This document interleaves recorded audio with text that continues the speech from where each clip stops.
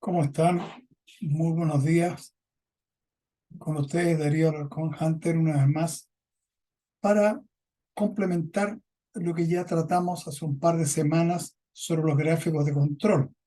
Porque la semana recién pasada hicimos un taller donde aprovechamos algunos datos de la encuesta CADEM relativos al rechazo del gobierno para que ustedes vieran que estas técnicas, así como aplican a cualquier proceso, les van a ayudar en los procesos productivos o de apoyo a la producción que ustedes tengan en sus respectivas empresas. Ese es el sentido de mostrarles a ustedes aplicaciones un poquito diferentes en este taller que acabamos de terminar la semana recién pasada.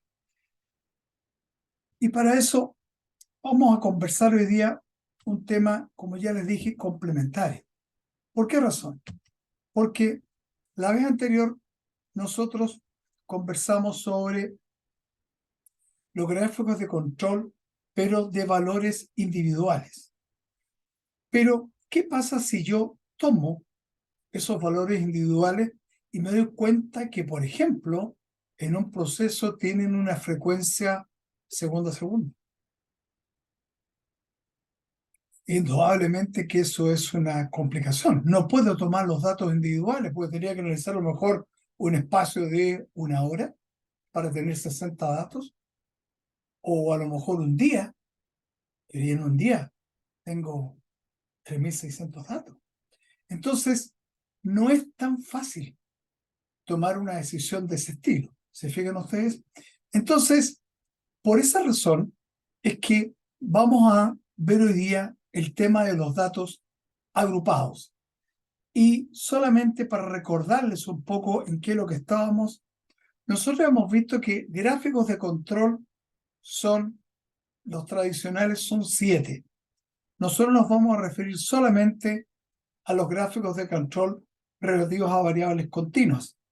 Y como tal, nosotros no tenemos interés en este momento en hablar todo de una vez, porque poco a poco hemos ido tratando, por ejemplo, los gráficos de valores individuales, como el XMR o el IMR, que lo tratamos la semana anterior, y esta vez nos vamos a centrar en los gráficos X barra R, entendiendo como X barra cuando yo saco la media o el rango. Esa es la denominación tradicional, pero en general vamos a trabajar con datos cuando yo tengo muestras superiores a 2 y menores a 10, o sea, de 9 o menos. Y ya vamos a explicar por qué esa restricción. En la semana siguiente vamos a tratar estos. ¿Bien? Entonces, en este caso, para que quede claro, N es el número de muestras que vamos a tener en cada subgrupo. ¿Y por qué esto es importante? Porque si yo tomo una frecuencia de datos como tenemos ahí, por ejemplo, supongamos que se fuera 3 días de datos, fuera de la media, poco más no puedo visualizar qué es lo que ocurre en el proceso, porque la densidad de datos es tan grande que no me sirve al propósito de entender lo que puede estar ocurriendo. Y eso nos obliga entonces a tomar la decisión de que parece que el muestreo no es el más apropiado y voy a intentar agrupar datos. Si tengo datos, por ejemplo, segundo a segundo, podría intentar agruparlos hora a hora o día a día o semana a semana o mes a mes. Todo va a depender de lo que yo quiera entender del proceso que estoy analizando. Por eso es que nosotros hemos estado trabajando a lo largo de estas distintas sesiones con estos datos que ya los conocemos, y particularmente el proceso C ya visualizamos que no responde a un comportamiento normal, sino que se muestra con un comportamiento log normal, que eso es típico cuando nosotros tenemos, por ejemplo, tiempos de ejecución. Por ejemplo, lo que se demora un camión en hacer una entrega desde un punto A a un punto B. O en la minería, lo que demora un camión entre ir desde la mina hasta el botadero. O el tiempo que se demora un determinado batch en producirse. Bueno, cualquiera de esas unidades de tiempo van a tener un comportamiento log normal. Nosotros habíamos visto que si nosotros transformamos los datos, dada la restricción que tienen los gráficos de control, que los datos deben ser normales o normalizados, en este caso los habíamos normalizado con un lambda igual a 0, que significa eso, una log normal. Y veíamos que los datos, en este caso, eran predecibles. Pero uno se puede preguntar, ¿y qué pasaría si yo, por ejemplo, en vez de tener una frecuencia diaria, por ejemplo, los agrupo por semana? ¿Qué es lo que podría ocurrir? Bueno, eso es lo que vamos a ver en esta sesión. Entonces, ¿qué es lo que nosotros tenemos acá? Aquí teníamos los datos del proceso. Supongamos que estos tienen una frecuencia diaria en su origen. Y si yo los quiero agrupar por semana, tengo que usar una variable auxiliar que me ayuda a agruparlos. En este caso, esta variable auxiliar es la que hemos llamado año-semana. ¿Qué significa el 2015?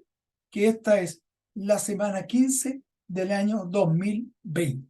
Hemos sacado el 20, el 2020, por efectos de espacio solamente. Bien, recuerden que aquí tenemos 1000 datos en nuestra base de datos original.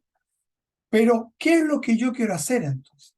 Sencillamente voy a tomar estos datos que son de la semana 2015, los de la semana, perdón, las de la semana 16, y así sucesivamente, y les voy a calcular su media y su desviación estándar. Y eso es lo que hice ahí.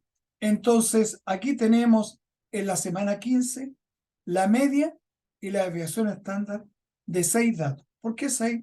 Porque ese día 6 de abril partió un día martes. ¿Bien?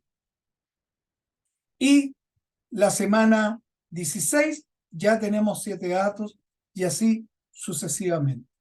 Seguramente a ustedes les estará llamando la atención porque hay una cosa que se llama acá LNDS.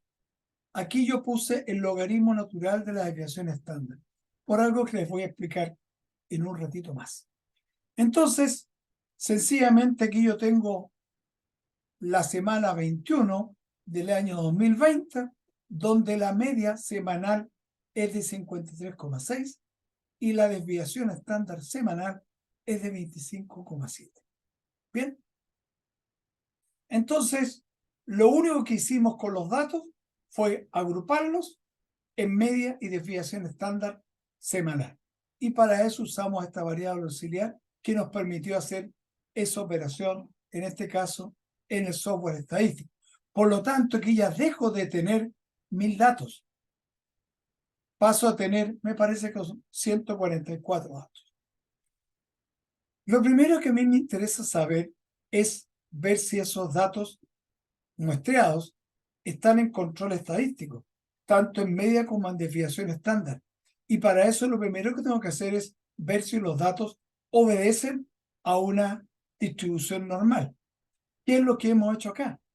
Efectivamente, los datos de media, la media tiene una característica que es robusta a la normalidad, entonces nos dice que efectivamente la media ahora es normal. Recuérdense que los datos originales eran log normal. Sin embargo, al muestrearlos con la media de 7 días, los datos ahora se han transformado en normales. Vean ustedes el valor de P. Pero estos datos de desviación estándar no es así. Si ustedes se fijan, no son normales. ¿Por qué? Porque así como la media es robusta a la normalidad, la desviación estándar no lo es. Particularmente, ahí tienen ustedes el comportamiento de la distribución chi cuadrado, que es la que corresponde a la desviación estándar para distintos tamaños de grupo. Aquí tenemos lo que se llaman los grados de libertad. Grado de libertad 4 significa que tengo 5 datos. Grado de libertad 9, 10 datos. Bien, que eso es lo que está dicho acá. Entonces ustedes se fijan, cuando yo tengo un grado de libertad 9, o sea, 10 datos o más, fíjense ustedes que ya el comportamiento es muy similar a lo normal.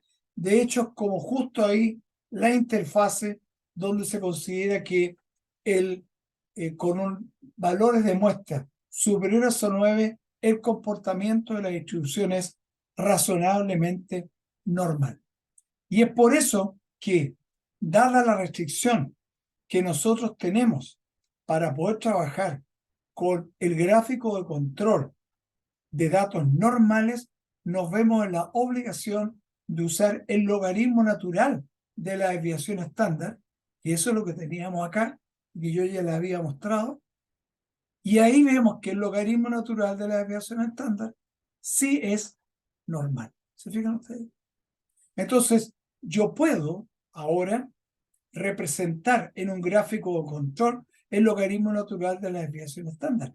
Porque acuérdense que el único propósito que tiene el hecho de hacer un gráfico de control es saber si el proceso es predecible. Como en este momento los datos ya los tengo normalizados, eso ya lo puedo hacer. Y tenemos la media, es predecible. Si ustedes se fijan acá, el valor de 57,5, que era el valor de referencial que nosotros teníamos, prácticamente no cambió. Y la desviación estándar, representada por su logaritmo natural, que nos dice que también es predecible. O los datos están en control estadístico, o solo muestran variabilidad natural. Entonces, ustedes se pueden dar cuenta acá que aquí tenemos una forma de muestrear cuando yo tengo demasiados datos. Voy agrupando convenientemente. Y si no importa, si yo tengo en un día datos segundo y tengo más de 3.000 datos diarios, saco la media y la desviación estándar, porque no pierdo información. La media me da la tendencia central y la desviación estándar me da la variabilidad. Por eso es que cuando yo quiero representar ahora ese proceso con lo que se llama una sentencia de predictibilidad y capacidad, por ejemplo, para tomar la decisión de mejorar este proceso porque no está en las condiciones que a mí me gustarían, yo tengo aquí levantada la media de los grupos, la desviación estándar de los grupos, ambos son bien comportados o en control estadístico o solo muestran variabilidad natural, y aquí está el gráfico de probabilidad. Pero fíjense aquí, yo estoy usando todos los datos. Aquí estoy usando la media y la desviación estándar. O sea, aquí tengo 144 grupos, pero aquí necesito, para entender la capacidad de un proceso, necesito todos los datos, porque yo quiero justamente ver la variabilidad. Y la media me esconde la variabilidad. Y es por eso que necesito usar todos los datos. Bien. Bueno, hemos aprendido ahora una nueva técnica para poder agrupar datos y entender cómo podemos evaluar procesos, sin importar si tienen muchos datos o pocos datos. Particularmente esta opción nos permite resolver situaciones donde los datos se están mostrando de forma muy breve y yo quiero tener una visión un poquito más abierta para evitar estar apagando incendios todo el tiempo. Bueno, como siempre, estaremos atentos a sus comentarios. Ahí tienen nuestras indicaciones y los veré la próxima semana, donde vamos a comentar esto mismo, pero para datos mayores, porque si ustedes se van a fijar, ya ahí no es necesario sacar el logaritmo natural, porque naturalmente la desviación estándar tiende a una curva normal cuando los datos son superiores a 10. Bueno, muchas gracias por su atención una vez más y los invito para la próxima semana para que nos podamos encontrar nuevamente. Buenos días.